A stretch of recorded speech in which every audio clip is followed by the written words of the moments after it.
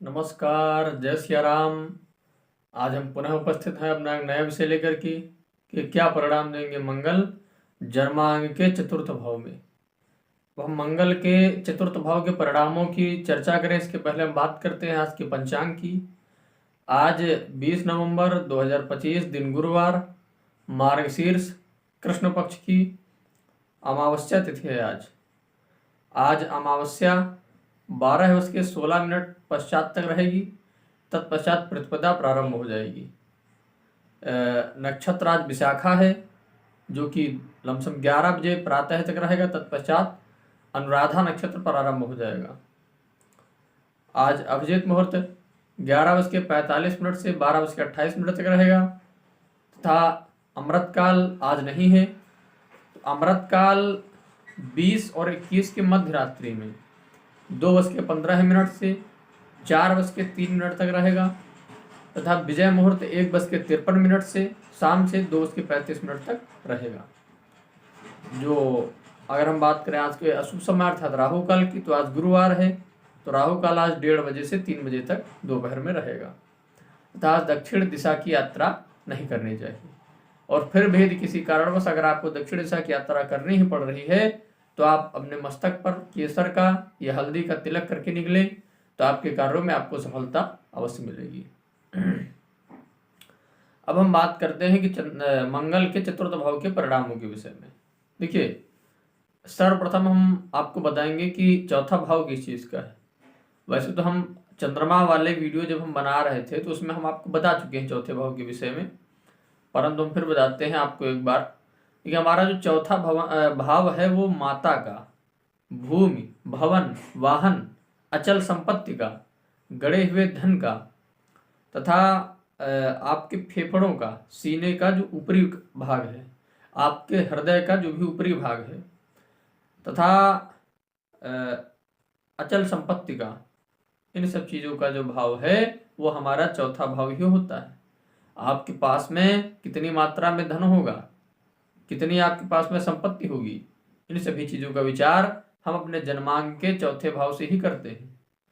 अब देखिए, जब मंगल पराक्रम के कारक ग्रह आपके चतुर्थ भाव में बैठेंगे तो यह आपको भूमि, भवन तथा वाहन तीनों चीजों का सुख देंगे।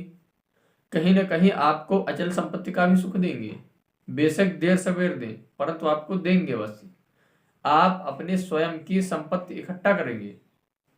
तथा कहा जाता है कि जब मंगल आपके चतुर्थ भाव में बैठते हैं तो इनका एक परिणाम यह भी है कि ये कहीं ना कहीं आपकी माता को रक्तचाप संबंधित कोई ना कोई समस्या अवश्य देते हैं। ब्लड प्रेशर उनका बढ़ा हुआ हो सकता है, ब्लड प्रेशर की समस्या उनको दे सकते हैं। मंगल आपके चतुर्थ भाव में जब बैठते हैं तो यह कहीं ना कहीं अगर आपकी खराब स्थिति में अगर हुए तो आपकी वाहन दुर्घटना भी हो सकती है। वाहन चलाते समय आप वाहन से गिर सकते हैं।